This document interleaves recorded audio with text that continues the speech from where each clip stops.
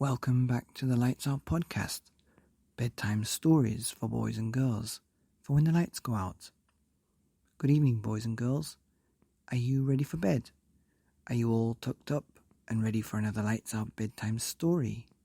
Well, you're in for a treat tonight, because tonight's story is called Nanny Fox, the fox who loved chickens, not to eat, just as friends, by Georgie Adams and Selina Young. Once upon a time, Arnold Fox loved chickens, not to eat, just as friends. He spent hours watching them, picking at this, picking at that, and laying the eggs all over the place. The Buff Orpingtons were the noisiest of hens. Mrs. Buff Orpington fluffed out her feathers to make herself more important than all the rest. Arnold loved to see the chicks hatch. He would hide near the clutch of eggs, listen for the soft tap, tap, tap inside, then watch as one by one, crack, each egg split, and out clambered a tiny yellow chick, wet and wobbly. Eating them was unthinkable. Arnold's family thought differently. "Chickens are for eating," said Ma Fox, plunking down a fat hen for supper one night. "It's traditional," said Pa Fox, tucking into a tasty leg. "And scrummy," said Arnold's sister Lucy. "I'll stick to peanut butter sandwiches, thank you very much," said Arnold. "Eating chickens is what foxes do best," Pa Fox said. "And catching them is fun," said Ma Fox. For weeks, Ma Fox had been teaching their children to steal chickens from the farm. She showed them how to creep through the woods at night, sneak up to the hen house, wriggle through the hole, and snatch a sleepy hen or two. Then they would dash off with their squawking bundles before the farmer could get out of bed and chase them away.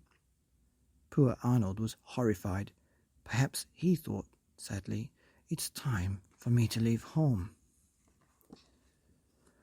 One day, as Arnold was passing the hen house, he saw a notice.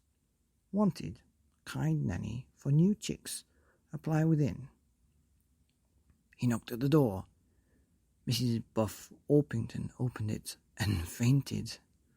"I've come about the job," said Arnold, when she had recovered. "I'd love to look after your chicks." "Foxes don't look after chickens," said Mrs. Buff Orpington.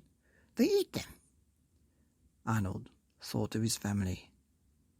"Some do," he said, "but I don't." Just then, the chicks appeared. They liked the look of Arnold. He was soft and furry and had gentle eyes. They were too young to know about foxes. Mrs. Buff Orpington was a very busy bird and needed help quickly. "When can you start?" she asked. Today?" said Arnold. "Good," said Mrs. Buff Orpington. "You'll do. But remember, I've got 6 chicks. I've counted them twice. If one should disappear," she said, looking hard at Arnold, "I'll send for the farmer at once." Arnold went home to pack his bag and say goodbye. "Where are you going?" asked Ma Fox. "To the farm," said Arnold. "What for?" said Pa Fox. "It's not supper time." "I've got a job," said Arnold. "Doing what?" asked Lucy and Dennis. "Looking after things," said Arnold vaguely. He couldn't explain about the chicks. His family would never understand. So Arnold left home and became a nanny fox, and the chicks loved him dearly. Keeping all 6 chicks together wasn't easy. They wandered off in all directions at once. Arnold spent the first day counting them again and again. 1, 2, 3, 4, 5, 6. Next day, Arnold found an old bicycle. It had a basket on it, just big enough to hold the 6 chicks. So they spent the day riding round the farmyard, meeting the geese and the goats and the pigs and the cows. Arnold taught the chicks all kinds of things. He taught them how to ride on his back, run eggs on spoons, and stuff pillows with feathers for battle at bedtime. The chicks loved this game. Mrs. Buff Orpington did not. There were feathers all over the henhouse. That night, as the hens huddled fast asleep, 2 young foxes came creeping through the shadows. They padded silently around the henhouse, wriggled through a hole. It was Lucy and Dennis, hunting on their own for the first time. They came, the most terrible, screeching, as Dennis snatched Mrs. Buff Orpington from the perch and Lucy pulled her into the yard. Arnold ran to see what was the matter. "She's mine," cried Lucy, tugging Miss Orpington to the right. "I got her first," shouted Dennis, pulling her to the left. Mrs. Buff Orpington squawked at the top of her voice. "Stop it," ordered Arnold. "Put her down." By this time, all the other animals had woken up. The geese were honking, the goats were bleating, and the pigs were snorting, and the cows were mooing. Suddenly, lights went on in the farmhouse. There was an angry yell from the farmer. Dennis and Lucy ran home and told Ma and Pa Fox what had happened. "Arnold was guarding the henhouse," said Dennis. "He pulled my ear," said Lucy. Said Ma Fox thoughtfully. "Now, Arnold is at the farm. We shall have to hunt somewhere else."